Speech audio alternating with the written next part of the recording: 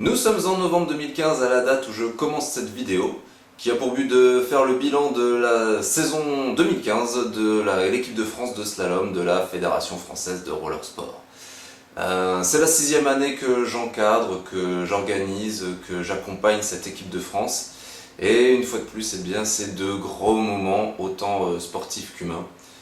Beaucoup d'émotions, beaucoup de souvenirs, mais aussi des résultats, et c'est de ça dont je vais parler dans cette vidéo, puisque c'est ce rôle-là qu'on me demande d'assumer en tant que sélectionneur.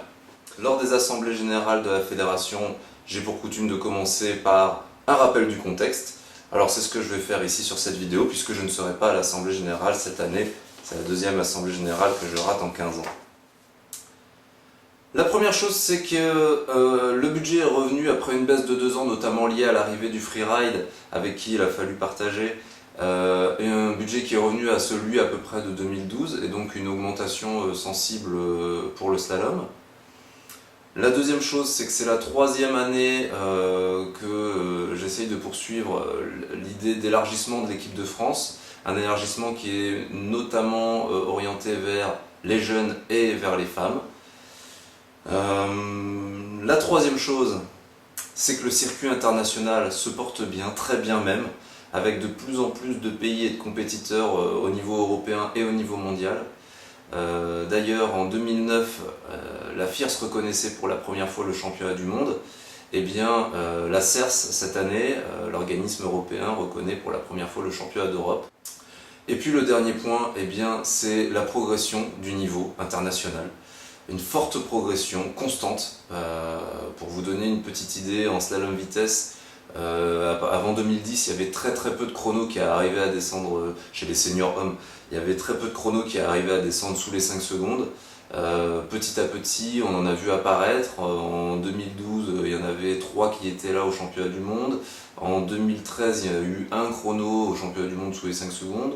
En 2014, on est passé à 5 chronos, et puis là, cette année, on est passé à 6 chronos sous les 5 secondes. Il y a de plus en plus d'athlètes qui sont capables de descendre sous les 5 secondes, et c'est comme ça à tous les niveaux, quelles que soient les spécialités. Une vraie progression du niveau international. Avant de commencer, du coup, je voudrais féliciter les athlètes de l'équipe de France, qu'ils aient été sélectionnés une seule fois ou plusieurs fois. Parce que très peu d'entre eux disposent de véritables conditions d'entraînement, beaucoup se débrouillent seuls, ou alors ils se débrouillent entre eux, ils font comme ils peuvent, avec beaucoup d'ingéniosité, avec de la débrouille, et puis aussi avec des accompagnateurs dévoués. Et d'ailleurs, félicitations aussi et remerciements aux clubs, aux parents, aux bénévoles qui font un accompagnement remarquable. Même s'il n'est pas forcément technique, des fois il est administratif, il est financier, il est logistique, il est moral. Et même si c'est moral, c'est déjà beaucoup pour ces athlètes qui donnent beaucoup pour représenter la France et la fédération. Je vais me permettre de les citer.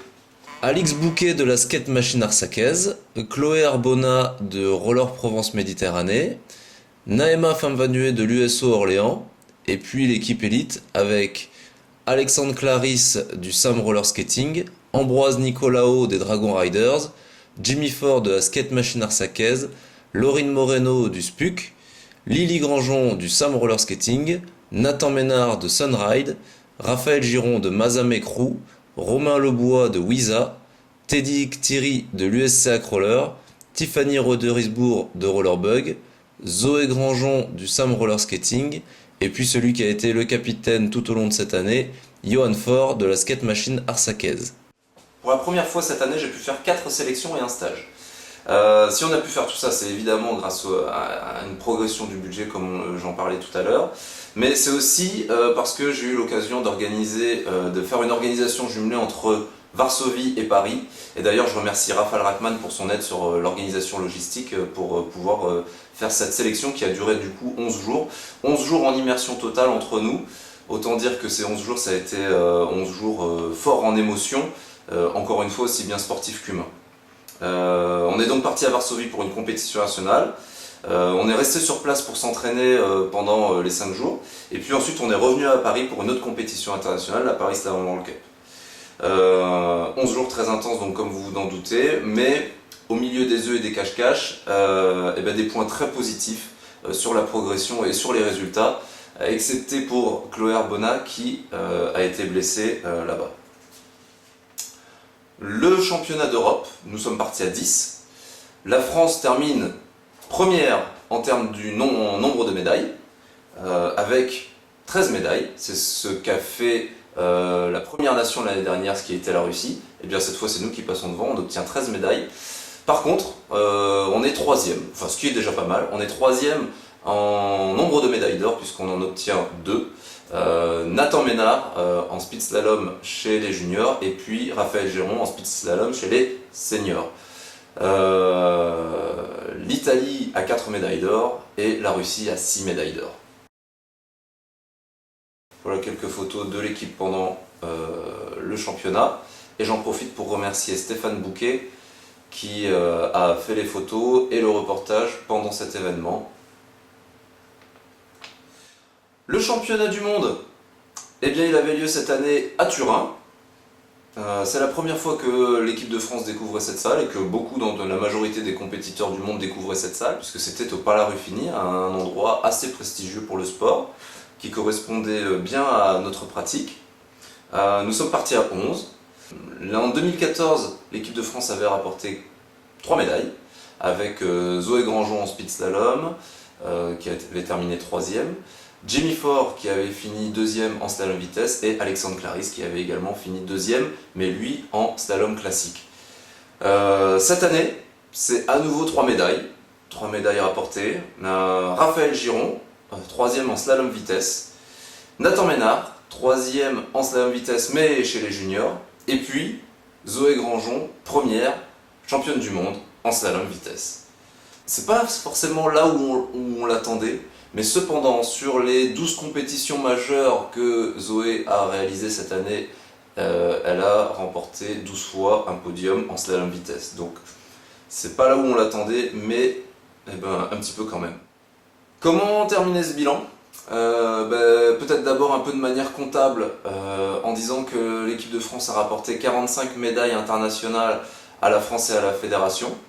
Un remerciement tout particulier à Lily Grandjean qui a rapporté à elle seule 8 médailles, à Nathan Ménard qui lui a rapporté à lui seul 9 médailles, et puis à Zoé Grandjean, encore une fois, qui à elle seule a rapporté 10 médailles pour l'équipe de France.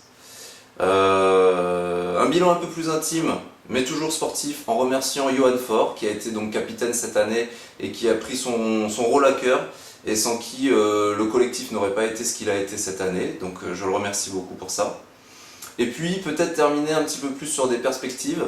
En 2015, j'avais demandé à la commission Roller Freestyle d'organiser les stages nationaux. Ça faisait presque 20 ans qu'il n'y avait pas eu de stages nationaux. Les derniers, c'était à Saint-Jean-de-Liversay avec Yannick Dioclès. Et bien, cette année, on les a remis en place dans le club Sunride à Saint-Nazaire et puis dans le club Hack-Roller à Colomiers. En 2016, eh bien, j'ai demandé à la fédération de réorganiser un stage national. Il devrait avoir lieu le 20-21 février. Je ne vais pas encore vous dire le lieu parce que ce n'est pas certain.